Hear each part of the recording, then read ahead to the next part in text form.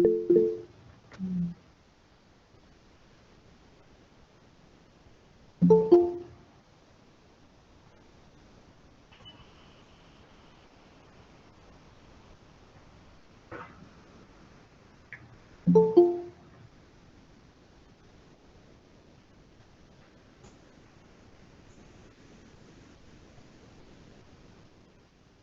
everyone, welcome to the NPTEL Immunology course for the June to November 2022 session. I hope I am audible and my screen is visible.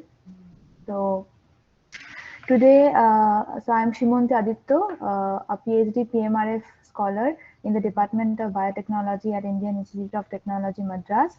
So I am the teaching assistant for this course, and I take live classes on every Friday from 7 p.m. to 8 p.m.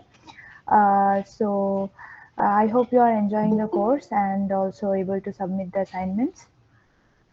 Today we will be discussing concepts on based on the lectures of week 3. Also, we will be solving some questions at the end. So let's begin.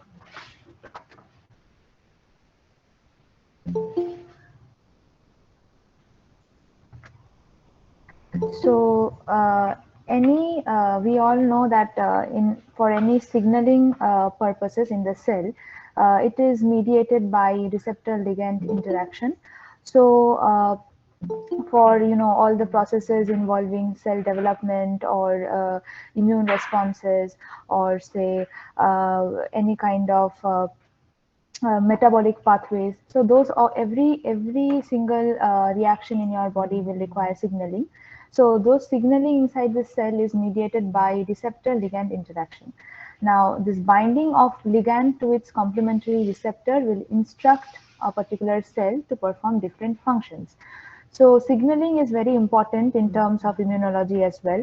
So antigen and antibody interaction of antigen with different kind of cells like phagocytic cells, macrophages, which helps in releasing mediator molecules like chemokines and cytokines, etc., as we had discussed in last classes.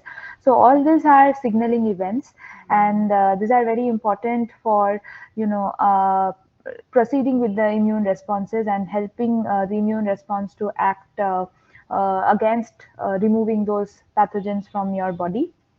So in terms of immunology, antigen will serve as the ligand that will inform cell about the presence of foreign particles in the system.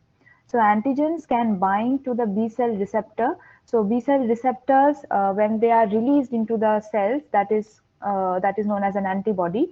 So antigens we had discussed can as a whole can bind to the B cell receptor, but in an unprocessed form.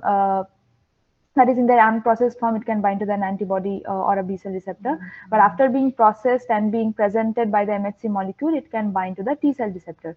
So antigen binding to either of B cell receptor, T cell receptor, it will mediate a signaling cascade that will help in release of several molecules like as I mentioned, this mediator molecules and release of more amount of immune cells will be going towards the location where infection is present. So this antigen antibody interaction is one kind of receptor ligand interaction, and it is mainly composed of non-covalent linkages. So antigen and antibody can bind with each other with non-covalent bonds. So non-covalent bonds include hydrogen bonding, hydrophobic interactions, van der Waals interactions, ionic bonds, etc. So, although these are non-covalent interactions, the antigen antibody is very specific, and also and also when interaction between an antibody and an antigen will be really strong. So it helps in identifying the specific antigen and neutralizing that antigen. So although it is non-covalent linkages, the linkages are really strong. So whenever we are trying to quantify that any kind of receptor ligand interaction, so we can quantify that by a particular reaction or by a particular formula, that is association rate of association. So, suppose there is a reaction happening between a receptor and a ligand, and they are forming a receptor ligand complex. So, in our case, when we are talking about immunology, so our receptor will be our B cell receptor or T cell receptor, and ligand will be the antigen. So, the rate of association, that is the association rate constant, or the probability of receptor and ligand forming a complex. The rate at which receptor ligand forms a complex is defined as K1, and the rate at which receptor ligand complex dissociates is shown as K minus 1. So, this is the particular reaction that is happening.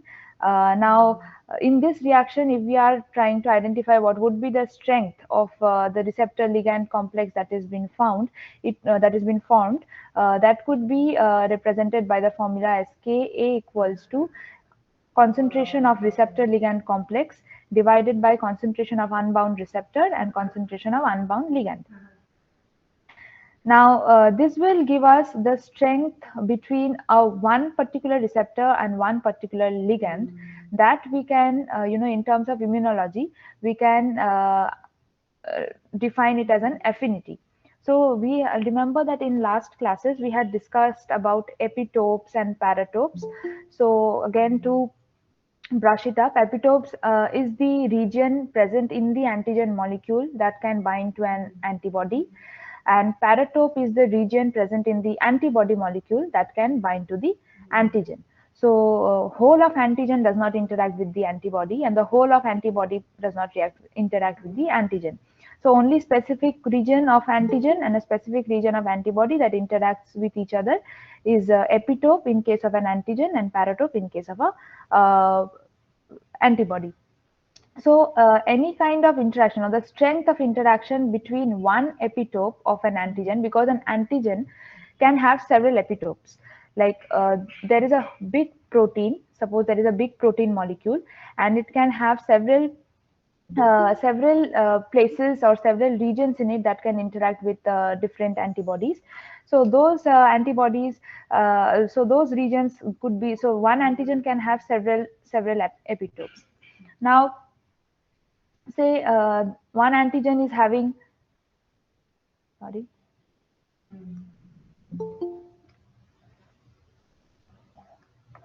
okay, the pen is not working.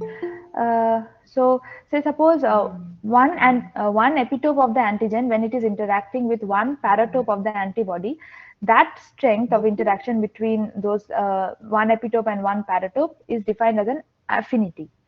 But one, as antigen has different many epitopes, or and antibody also has several paratopes, we will study that how antibody can bind to can bind to more than one antigen at the same time. So the overall measure of the strength of interaction between the entire antigen antibody complex is known as avidity. So whenever there is several epitopes and several paratopes interacting, we will measure their strength in terms of avidity. And when there is only one epitope and one paratope interacting, we will measure their strength in terms of affinity.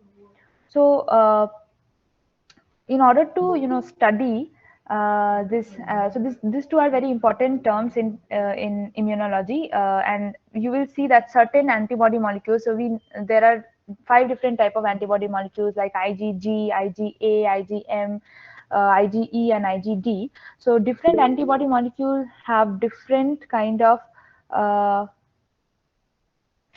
structure. I'll explain the structure in some later slides. So because different kind of antibody molecules, because of its different structure, it will have different strengths, like different binding affinities. So some antibody has greater affinity but less avidity. Some antibodies will have more avidity and more affinity. We'll look how is this possible, affinity and avidity, how is this correlated in some later slides today. So yeah, so how did people come to isolate the fraction of your blood that contains antibodies? So uh, we knew that, okay, so when the concept of vaccination arrived, people knew that, okay, something is there in the blood that is providing protection against antigen. So what is that is present in the blood that is providing that protection, and which is the fraction? Like, our blood has red blood cells, the white blood cells, serum component, that is the protein component. So which is the part of this protein component or the serum component that is responsible for providing this immunogenic response? So what experiments were performed to validate that antibodies are present in your serum? So what they did is, they immunized rabbit in the sense, so they one second. So rabbits were injected with ovalbumin. Now, ovalbumin is a protein which is present in the egg white. So, when rabbits were injected with ovalbumin, they produce antibodies against ovalbumin.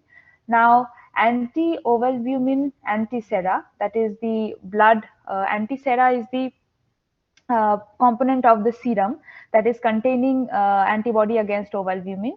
So the serum was collected and purified from those rabbits that were immunized with ovalbumin, and those antiserum was then separated into two aliquots. Now, first aliquot was electrophoresed in order to check what was the migration pattern which is present in different proteins.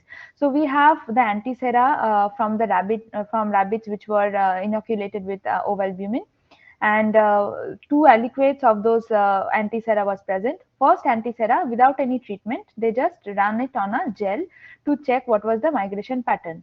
Now this, you can see the blue line is the migration pattern of the first aliquot. So the greater or the most amount of protein that was present was albumin, and the rest fractions of protein that was present in the antisera was alpha globulin, beta globulin, and gamma globulin. So they saw that after running it on gel, there are the migration patterns were different. So migration distance of gamma globulin was the greatest, followed by beta, followed by alpha globulin, and the smallest distance was albumin, because albumin is a very big protein, so it cannot travel a long distance in the gel. So this, and to the second aliquot, what they did is, the antigen ovalbumin was added, and then this antigen ovalbumin added sample was electrophorosed to check the changes in the amount of certain fraction of proteins. So after adding ovalbumin, you see that all the fractions are almost similar, but the gamma globulin fraction deteriorated a lot. So what happens is, when you are to the antiserum sample, if you are adding any antigen, so antigen and antibody will form an interaction, so it will precipitate. Now there will be less amount of free antibody in this in the system. So less amount of free antibody means, so in when the proteins were separated on the gel, we could see that the gamma globulin fraction tremendously reduced, and from here scientists could conclude that the gamma globulin fraction of our serum component of blood is actually responsible for the antibody production. So now let's look into what is the structure of the antibody molecule. So we have antibody molecule. Antibody molecule has two chains. One is a heavy chain shown here in dark blue, and one is the light chain shown here in gray color. Now each of this chain, so it's a peptide chain, and there is an N terminal region and a C terminal region, and these chains are joined to each other by disulfide linkages. So there is intradisulfide linkage, that is joining between the domains of say heavy chain and light chain. So these are intradisulfide linkages, and there are interdisulfide linkages that are joining two different chains. So you see there is two interdisulfide linkage here, one interdisulfide linkage between the light chain and the heavy chain, and one disulfide interdisulfide linkage between one heavy chain and light chain.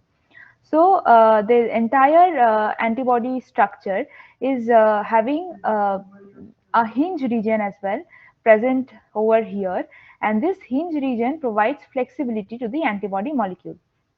Now see, antibody molecule is a Y-shaped structure. So this hinge region can provide flexibility so that it can go and bind to antigen's epitope in a more accurate manner. So it can adjust with this epitope's structure, and it can go and bind. It's just like lock and key mechanism, how it can go and adapt to the antigen structure and provide a better access to this antigen structure and bind over there.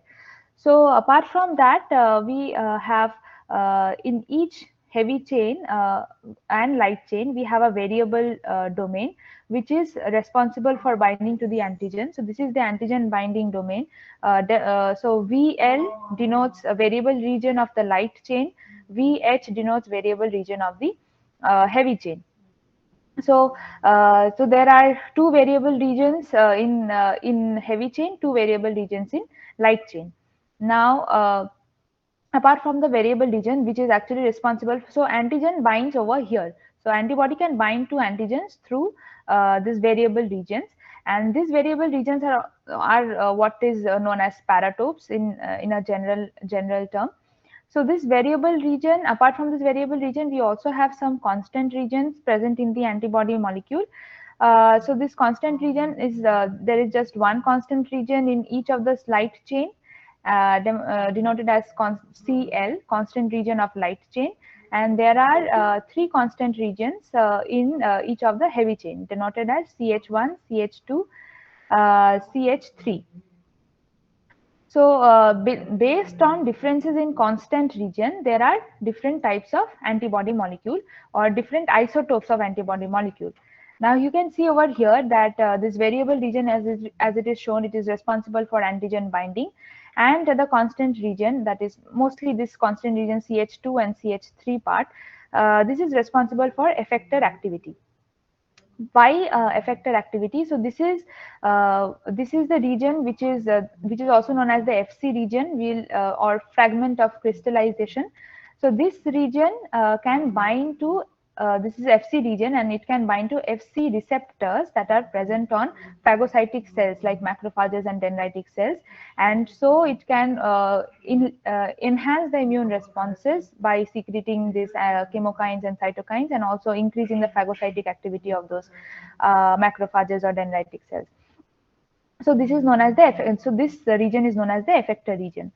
Apart from that, we can also see that here it is written light chain kappa or lambda, and heavy chain mu, gamma, alpha, delta, or eta. So light chain can be of two different types. Now each antibody molecule can have either a kappa light chain or a gamma light chain. And then each antibody molecule can have either a mu, gamma, alpha, delta, or eta heavy chain. So kappa light chain and lambda light chain, these are there are some certain differences in the arrangement of the sequences in kappa and lambda. Similarly, heavy chain also has certain differences in the sequences. But interestingly, this heavy chain, as I was saying, that constant region of heavy chain is what provides different isotypes of antibody. So mu is responsible for IgM, gamma is responsible for IgG, alpha is responsible for IgA, delta for IgD, and eta for IgE. So different kind of heavy chain molecules heavy chain components are responsible for different types of antibody molecule. Now, looking into the crystal structure of this particular antibody molecule. So both the constant region and variable region is composed of anti-parallel beta sheets. So here is the structure. Now this structure you can see over here when they have arranged it in a more better representative manner. So the beta strand arrangement is an anti-parallel arrangement. Anti-parallel in the sense, see, one beta strand is pointing towards, there are beta strands which are opposite, alternatively opposite pointing. So one is pointing downwards, one is pointing upwards, again down, again up. So this is an anti-parallel beta sheet. So the structure of variable region which provides its structural stability is the beta sheet molecule, whereas the loops that are connecting this antiparallel beta sheet is responsible for binding to the antigen. So the loops are very flexible. Loop by its property is very flexible. So as I mentioned that this antibody molecule also has a hinge region to provide its flexibility in terms of accommodating the antigen, and our the loop region of the loop region of our variable region of the antibody is also very flexible, and it can bind to the antigen with a greater with a greater accommodating property. So we learned that we have beta sheet, antiparallel beta sheets forming the structure of the antibody, and the loops are responsible. The loops are responsible for actually initiating the interaction between an antigen and an antibody molecule. Next, scientists wanted to demonstrate the structure of an antibody molecule. So what they did is, so we have studied that antibody molecules have disulfide linkages, inter-disulfide linkage between two different chains, and intra-disulfide linkage between the same chain. So there are certain sequences within the antibody molecule that is prone to digestion by certain kind of enzymes. So for example, when they digested this antibody molecule with papain, so papain is another enzyme. Uh, the hinge region is very prone to its to the activity of papain.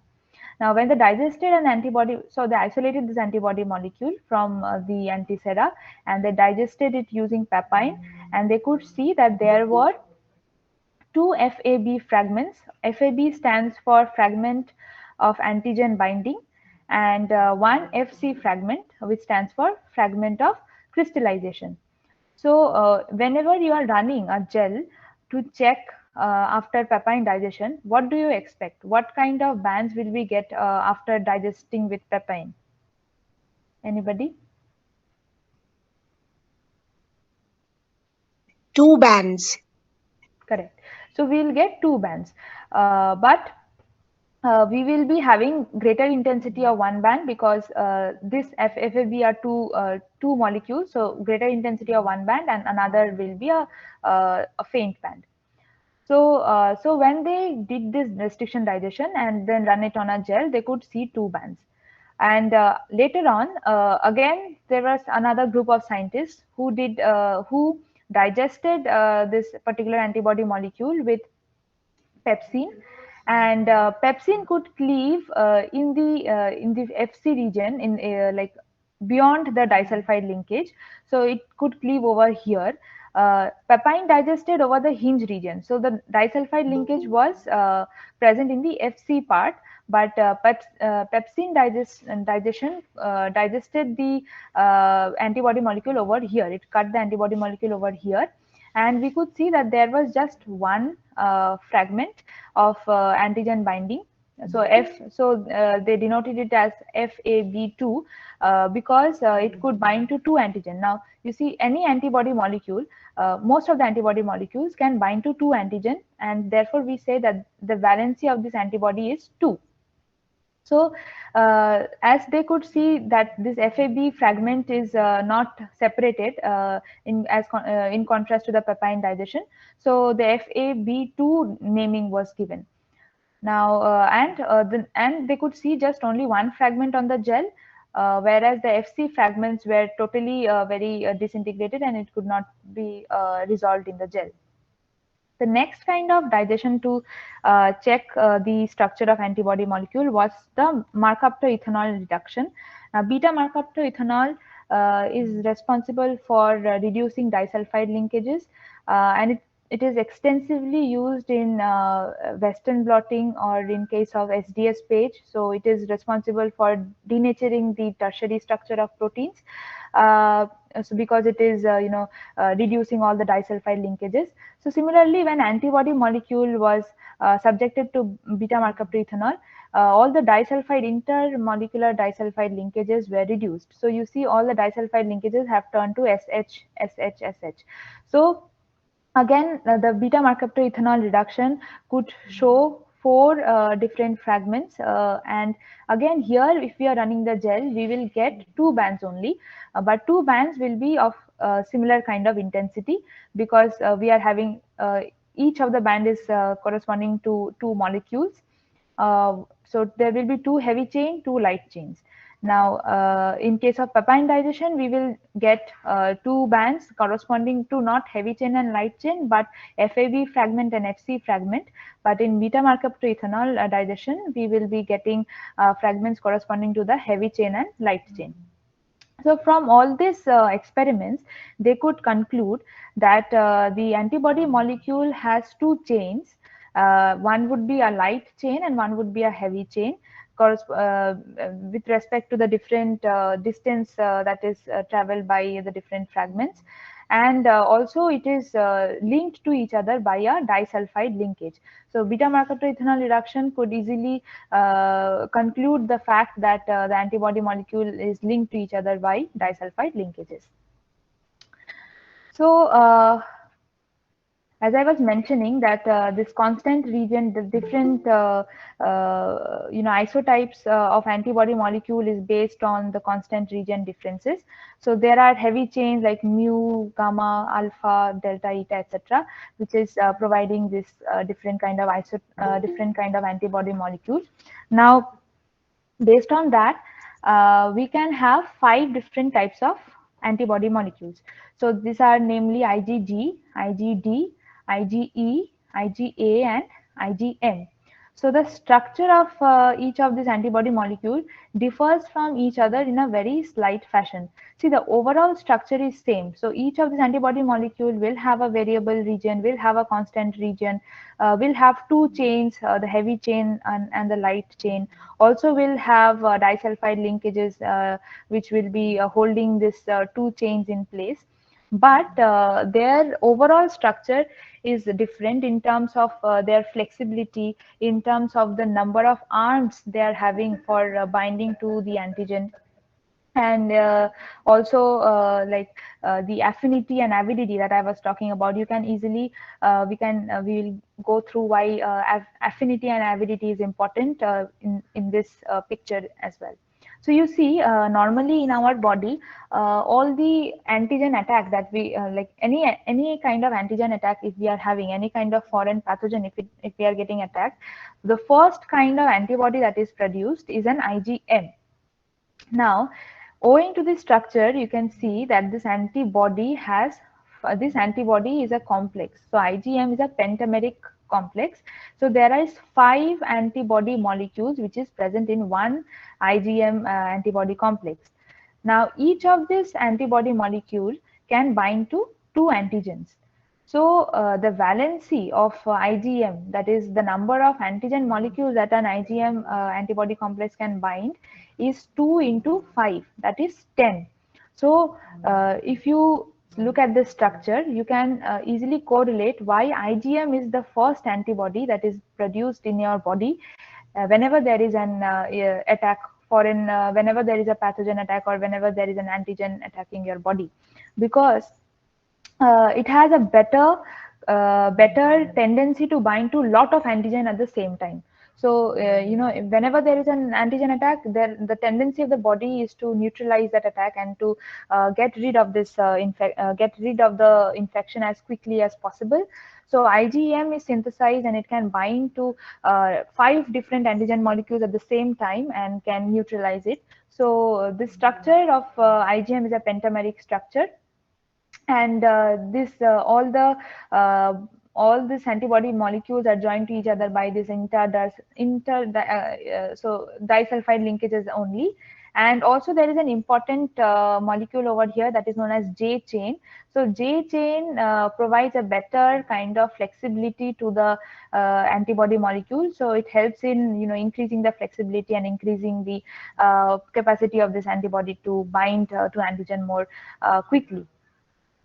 Similarly, this IgA molecule is again a dimeric molecule.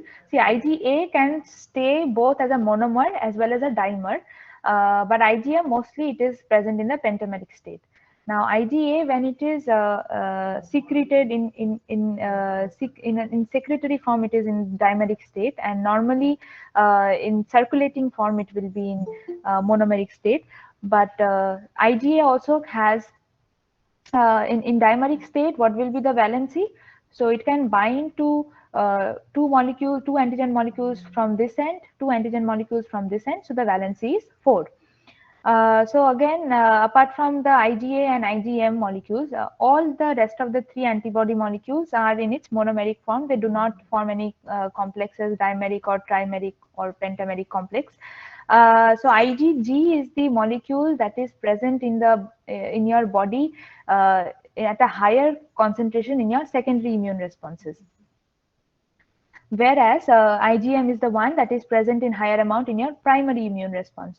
So first attack by an antigen, IgM will be synthesized, and any secondary attack, IgG is the molecule that is synthesized in a larger quantity.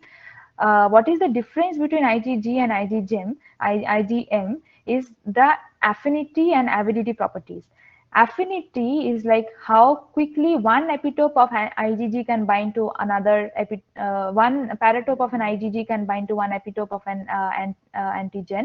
So IgG has a better affinity. It can bind to antigen very strongly, but IgM does not have that higher level of affinity in the sense that, okay, one epitope, one paratope cannot bind to one epitope of the antigen with a greater strength as compared to IgG, but it has a more avidity, like overall binding of the IgM molecule with different kind of antigen molecule is higher as compared to IgG, owing to its structure, owing to its pentameric structure.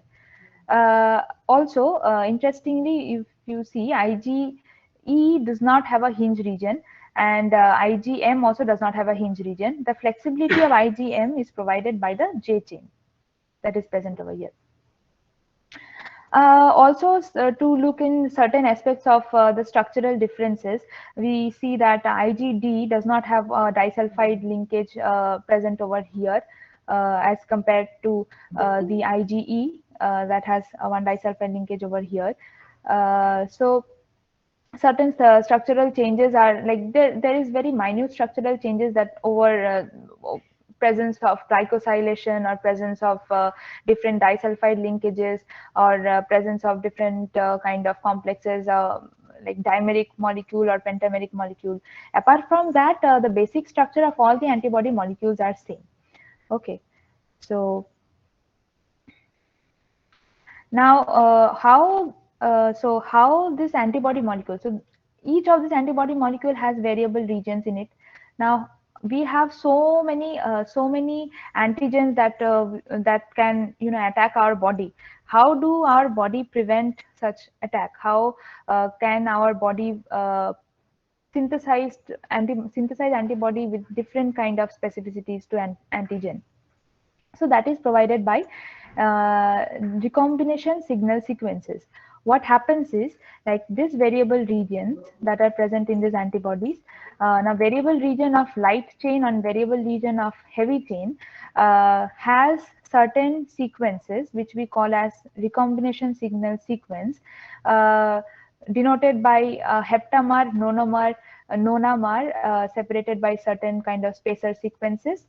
So these are the recombination signal sequence present in this variable region that is identified by certain kind of proteins like RAG1 and RAG2, and they bring about the different recombination between the variable domains. So the variable domains of the both the light chain and the heavy chain.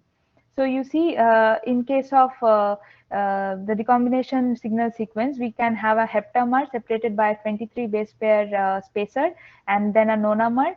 And again, we can have on either a nonamer separated by 12 base pair spacer sequence and a heptamer. So these are specific conserved sequences or conserved properties of the variable region that is identified by particular proteins in order to bring about the recombination. So these recombination signal sequences allow recombination in the variable region, so that different parts of the variable region, like different small variable region 1, variable region 2, variable region 3. So there are different segments. Okay, so in one variable region we have variable region 1, variable region 2, variable region 3, etc. So all those regions should come together like in mismatched manner or in different kinds of permutations and combination, and that will help us to generate antibody with several get greater diversification, so that we can uh, get we can have antibodies that can interact with a wide variety of antigens. So kappa chain DNA will have the sequence like there will be 20 there will be a heptamer specify sorry there will be a nonamer separated by 12 base pair spacer, and then a heptamer, and then again a 23 base pair spacer, and again a nonamer. So this is the key feature of a kappa chain DNA. For a lambda chain DNA, just the opposite. There will be a heptamer separated by 23 base pair spacer, then again a nonamer separated by a 12 base pair spacer, and a heptamer. So these are particular. So recombination signal sequences are nothing, just the sequences that are present in a certain fashion or a certain conserved region that could be identified by proteins to allow the recombination between different segments in the variable region. So similarly, heavy chain has a heptamer separated by a 23 base pair spacer sequence, then a nonamer, again a 12 base pair spacer sequence, then again a heptamer, then again a 12 base pair sequence, and then again a nonamer, and so on. So these are basically the signal sequences that are identified by certain proteins. So how does the VDJ recombination take place? So I hope you have studied or have gone through the lectures, have got the time to go through the lectures. There are clusters of V in any kind of light chain. So this molecule, this rearrangement takes place in light chain, and this rearrangement takes place in heavy chain. So in any kind of light chain variable region, we will have a V cluster and a J cluster. So cluster specifies certain segments of gene. So the variable region is made up of several segments of small genes. So these are V cluster designated as V1, V2, V3, etc. And there is another J cluster that is stands for joining. J stands for joining. V stands for variable, and again J cluster could be 1, 2, and 3, 4, etc. So different kind of different kind of chains like kappa chain and lambda chain will have different number of V clusters and J clusters. And similarly, different in case of heavy chain, we have instead of VJ, just VJ, we will have VD and J clusters to allow the recombination. So V and J cluster will recombine to form different sets of antibody variable regions in the light chain, and VDJ clusters recombines in different way to provide variability in the heavy chain. So see how the antibody diversity is present in the humans based on this recombination. So see if so in the variable region or in the heavy chain, the V segment is suppose 41, the D segment is suppose 23, and J segment is suppose 6. So the total possible number of combinations could be 5,658 molecules in just one of the heavy chain of an antibody. Similarly, for kappa chain and lambda chain, we will have this many possible combinations. And if we are multiplying because we will have in an antibody molecule one heavy chain and one light chain. So if we are multiplying this together, we will get this much amount of possible combinations of antibody molecules that could be present in a human. So just by those recombination between VDJ clusters, we can get this much of recombination. Apart from that, we also have another property which is specific to B cells, that is somatic hypermutation. So in somatic hypermutation, apart from already recombined B cells, so cells that have already experienced the antigen attack or already come across an antigen and has matured and has become an mature B cell synthesizing antibodies, and also become a memory B cell. So it allows further refinement, and this particular phenomena, somatic hypermutation, allows further refinement and diversification of this antigen experienced B cell receptors. What happens is, suppose your body has come across an antigen and your B cell receptor has identified it, and then finally has found the right B cell has finally identified the right antigen, and it is multiplying, so it is maturing. So after some period of time, again a same antigen, if it is coming and attacking the B cell, there will be certain enzyme complex which will target this particular B cell receptor molecule that was, originally identifying the antigen, to undergo mutation. So as many times an antigen molecule is coming in contact with your body, this enzyme complexes will go and bind to the BCR receptor, B cell receptors, or these antibody molecules, to let this BCR receptor to undergo certain mutations. This mutation will allow the B cell receptor to have a better kind of affinity to the antigen. So what happens is, this B cell receptor will accumulate certain mutations over time, owing to the different kinds of attack by the antigen in uh, different time period of your life. So this B cell receptor will accumulate those mutations, and this is known as hypermutation, because the hypervariable region of the B cell receptor will undergo mutation, and therefore it will allow the selection of only those receptors and antibodies that will have better affinity to the antigen. So any kind of antigen attack, more and more kind of antigen attack, will allow a better breed of B cell to be synthesized. This phenomena is known as affinity maturation, because in every step or every particular antigen attack, your B cell gets more strongly bound to your antigen, and more will have better affinity to the antigen, and therefore it will be selected based on that. So somatic hypermutation is exclusive to B cells, and it helps in a better antigen antibody interaction, or better identification of the antigen by the antibody molecules. So now let's go on to certain questions. Uh, we will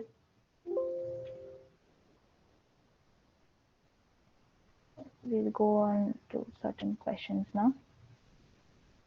I hope you have understood. Are there any doubts? I'll just quickly.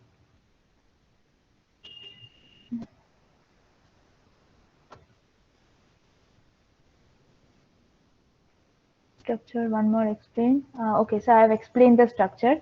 One request, ma'am, Tamil explain comparable. Sorry, I have no idea of Tamil, just Hindi, English, and Bengali. Okay, so let's begin solving some questions.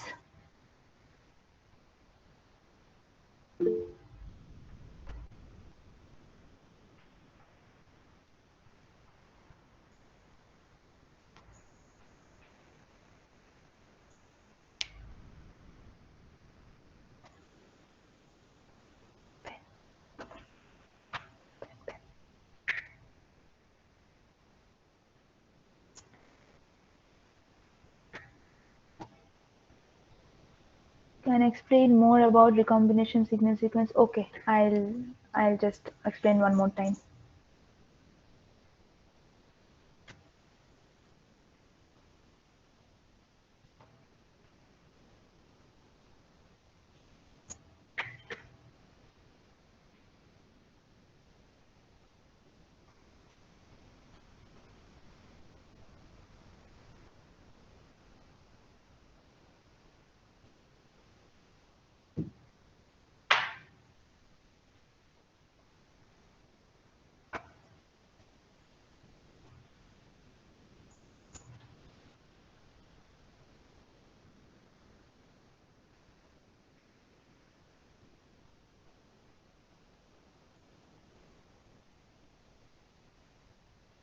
So most of you have given the right answer.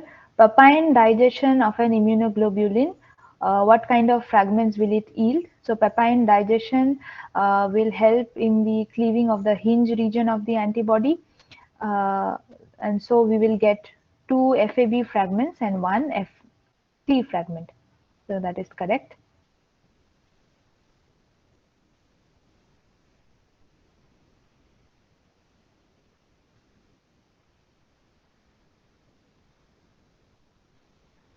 So let me launch the second question.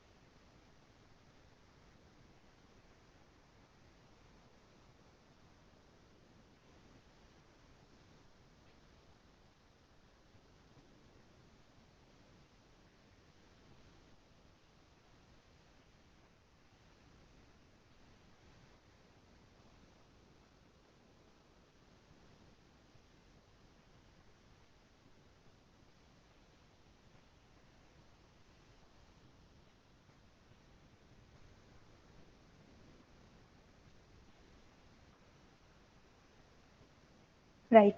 So maximum of you have given the correct answer. The secondary structure of an antibody is made up of mostly antiparallel beta sheets.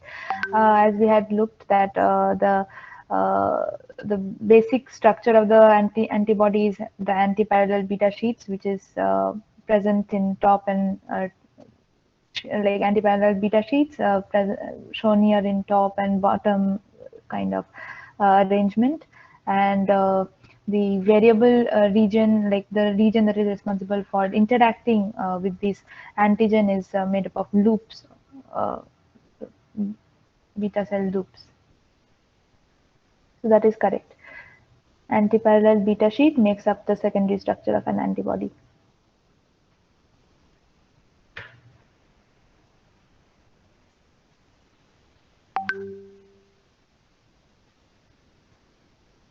Let me launch the third question.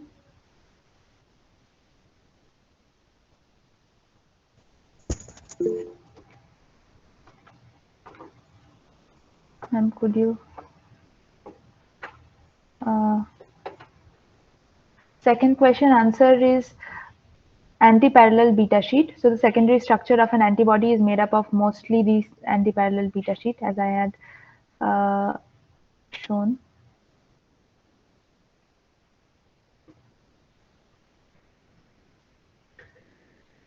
What is CDR3? Okay, I'll just go through CDR3 once.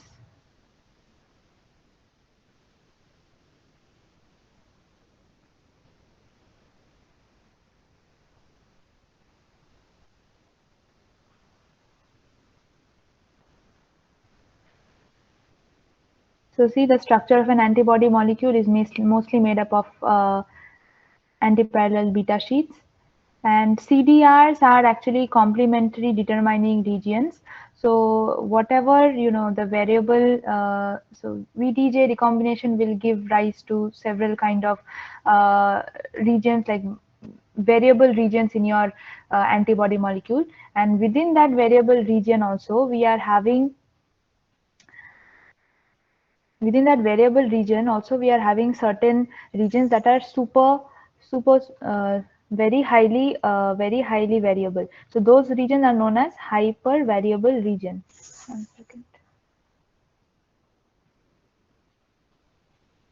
My pen is not working today. So hyper variable region. Sorry for the bad handwriting. So hypervariable regions are, suppose in your antibody molecule, you have a variable region and a constant region. So within that variable region, you have small portions of very highly variable region that is known as hypervariable region.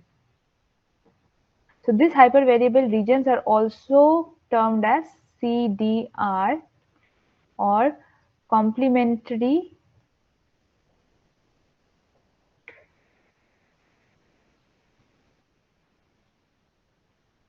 complementary today my pen is not working determining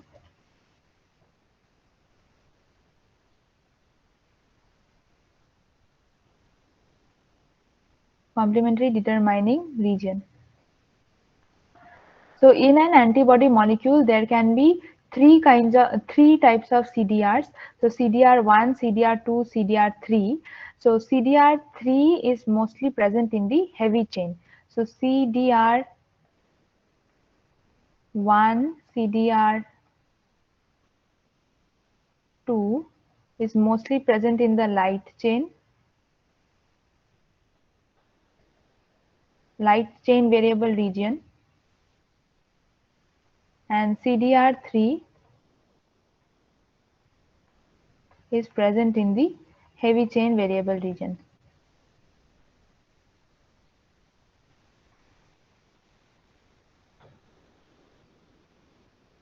So see, in heavy chain we have V, D, and J cluster. So it has a better probability to get a better probability to have more number of permutations and combinations, and more variability will be provided by the heavy chain. So the CDR3, is particularly CDR3, has more variable, like it has the access to have more variable region as compared to the light chain. So that is CDR3. And okay, somebody has shared the screen, I think, by mistake, or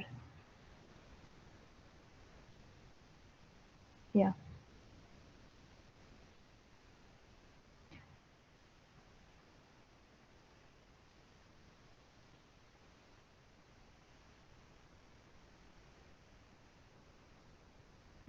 What is the question? Is it complementary? No, complementary determining region. CDR, both heavy chain and light chain will have variable regions, but heavy chain will have CDR3 as well, like because of the VDJ recombination, uh, and heavy light chain will not have that CDR, like it will not have VDJ recombination. It will have just V and J recombination. So uh, just CDR1 and CDR2. Uh, okay, so let me go back to the question that we were answering.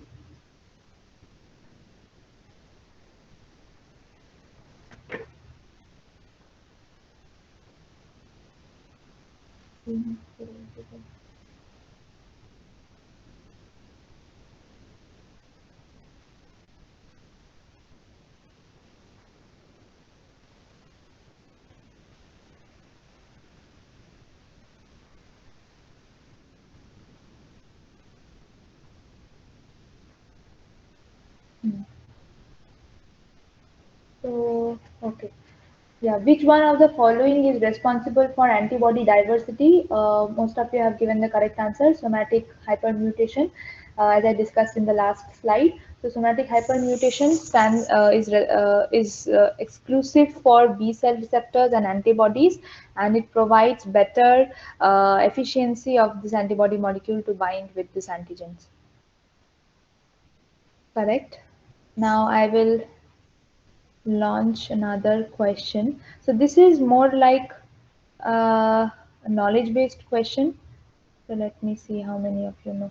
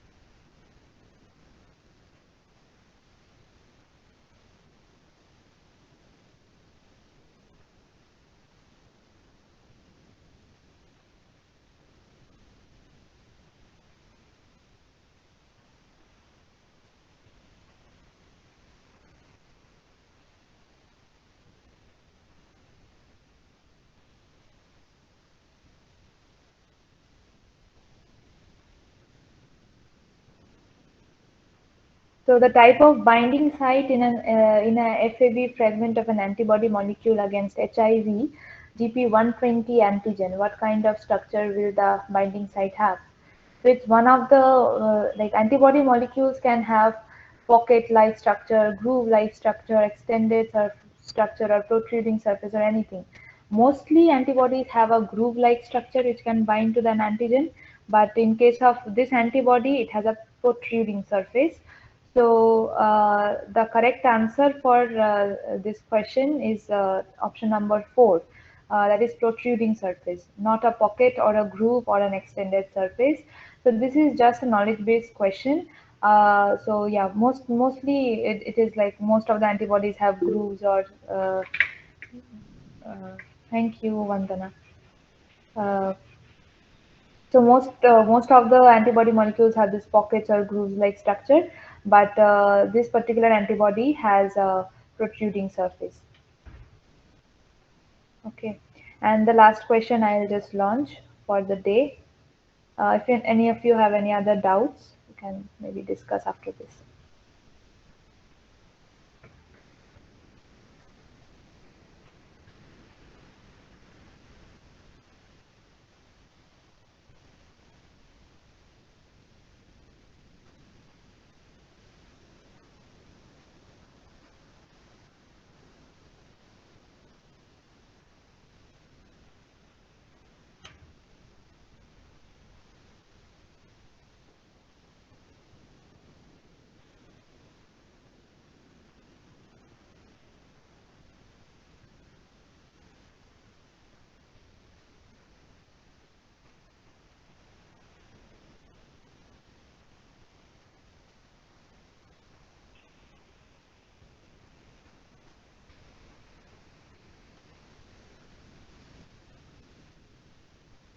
There are 28 people in the uh, call. Why very few people are answering? You can just answer. There is nobody judging you. Fine.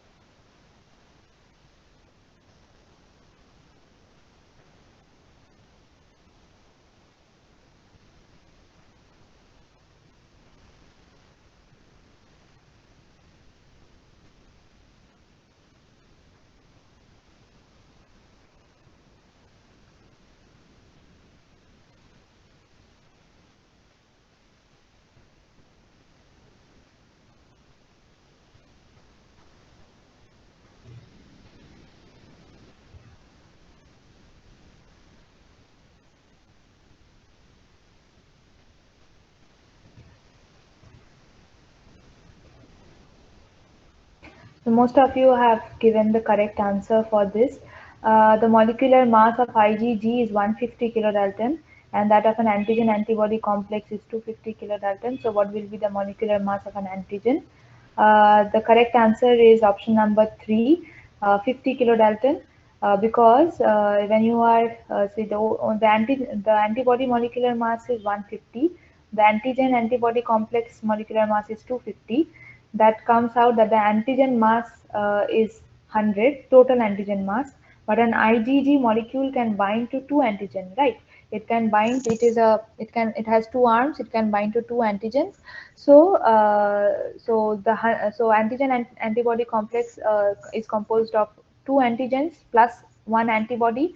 So the antigen one antigen molecule's molecular mass will be 50 kilodalton.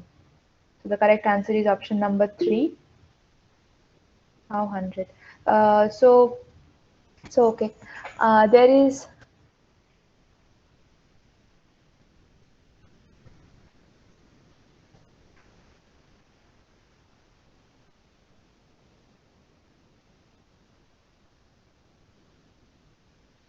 So you will see.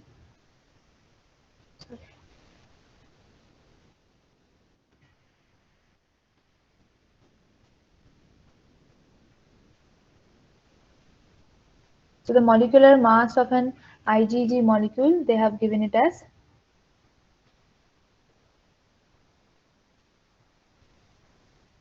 150 kDa, and antigen antibody complex is 250 kDa. So that comes up like antigen will be 250 minus 150, that's 100 kDa. Now an IgG molecule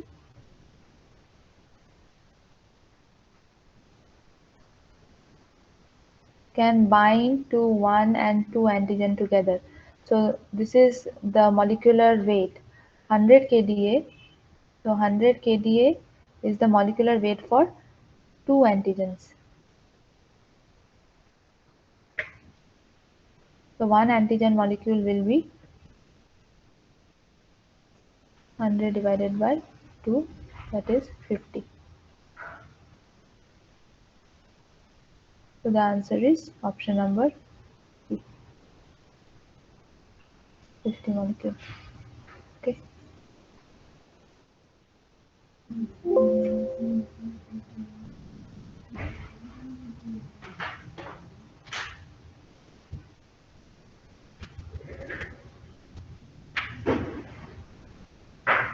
So that's all for today. Do you have any other questions?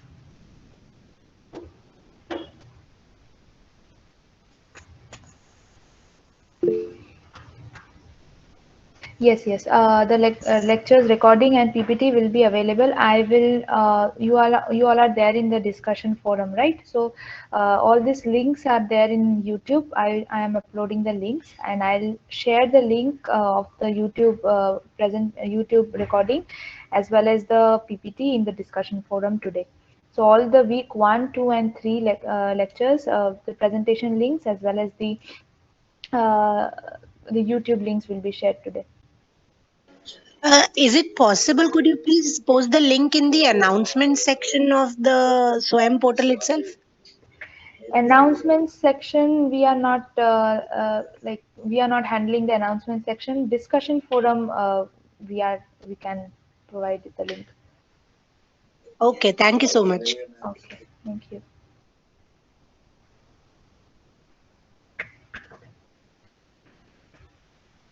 How can we know the shape of an antibody, as we discussed one question? Yeah, that, like you cannot know the shape of an antibody is just a knowledge based question that I was asking. So yeah, that is what I was mentioning. Like, okay, this antibody will have this particular shape. That antibody will have that particular shape. So there is no any particular way to know the shape only unless you read about it. That's it. Yes, I will be taking just Friday class every day, every Friday from 7 p.m. to 8 p.m. Thank you, everyone. I hope you enjoyed the class. We'll meet you on next Friday, 7 p.m. Okay.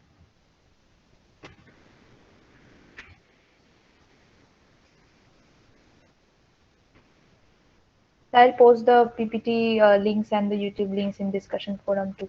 Okay.